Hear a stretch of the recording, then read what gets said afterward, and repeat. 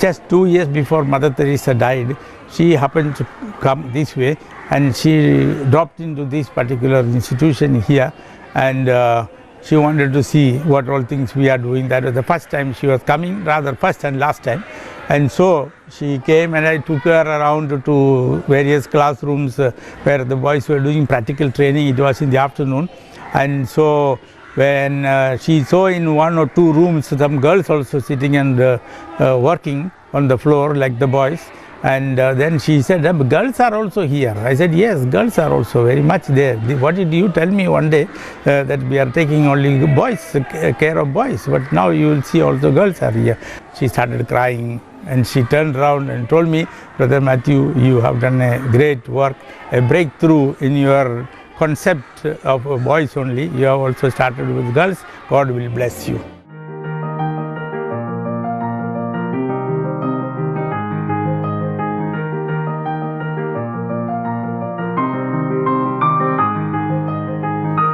Now this ceremony, I will go to ceremony in the other business I get government and the bank. Now I understand this required. It says you don't.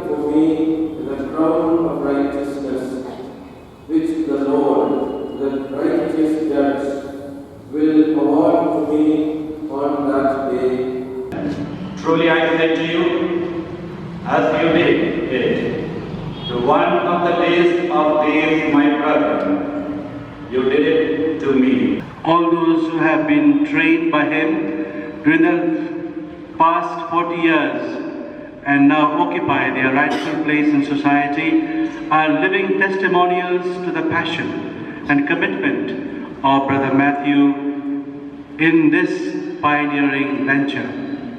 Today he is being crowned with a crown of glory by the Lord, who tells him, as long as you did it to the least of my brothers and sisters, you did it to me. Enter into the joy of the Master. Like Don Bosco himself, who discerned his vocation correctly and opted to work for the poorest of the poor boys of his time, Brother Matthew went to the streets and brought in boys by the hordes to his training center and sent them out as people equipped for work, brimming with dignity and self-confidence.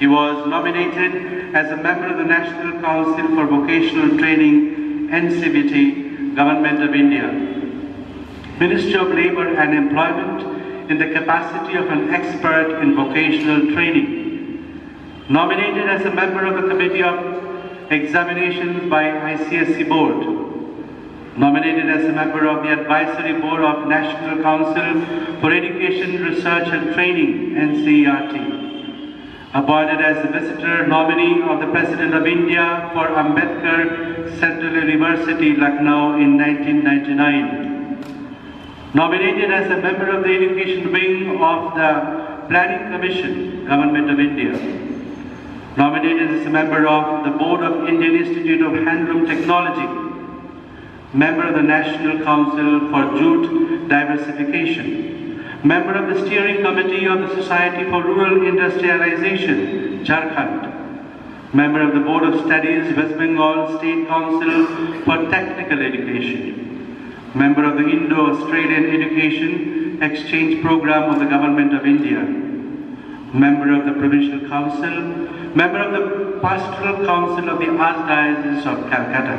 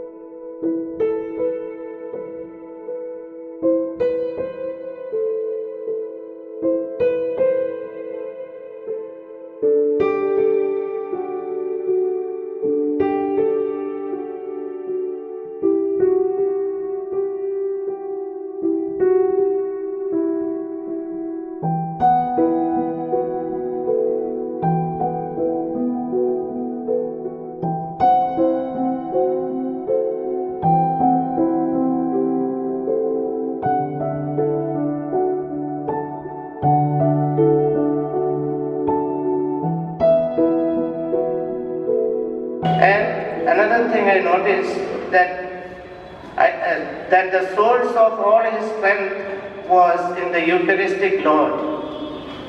Every morning at 4 o'clock, I would see him in the chapel, praying.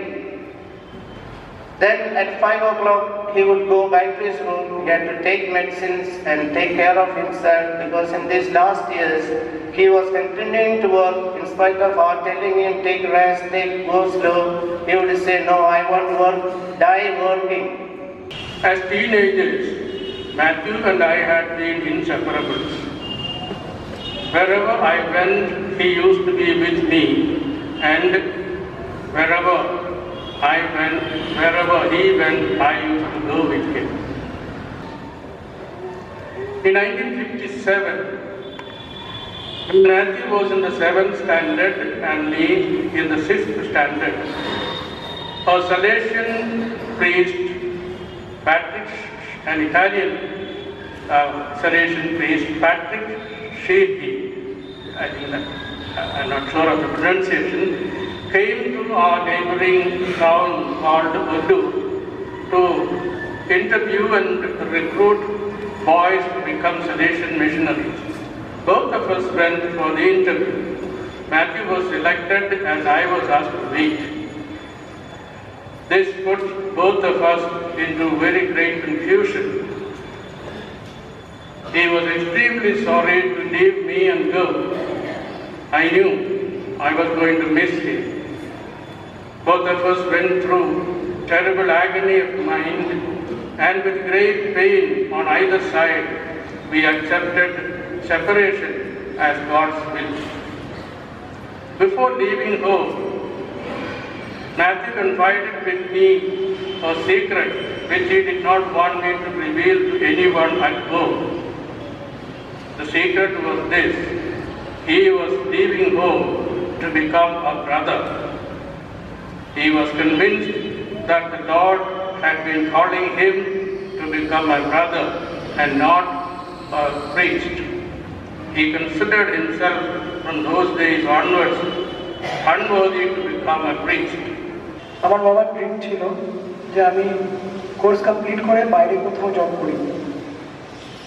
আমার এই বাইরে job করার ইচ্ছেটা, আমার এই স্বপ্নটা একমাত্র পূরণ করেছেন ব্রাদার ম্যাথিউ।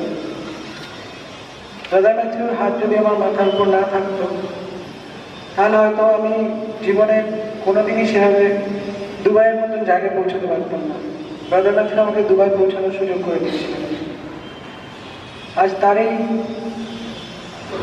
তাকে এইভাবে সামনে কখনো দেখবো এটা ভাবতে পারিনি। সরি, আমি কিছু বলতে পারছি না, শুধু একটাই কথা বলবো, ব্রাদার ম্যাথিউ আত্মার শান্তি পান। This time his life was rather quiet life, under hospital care, medical care.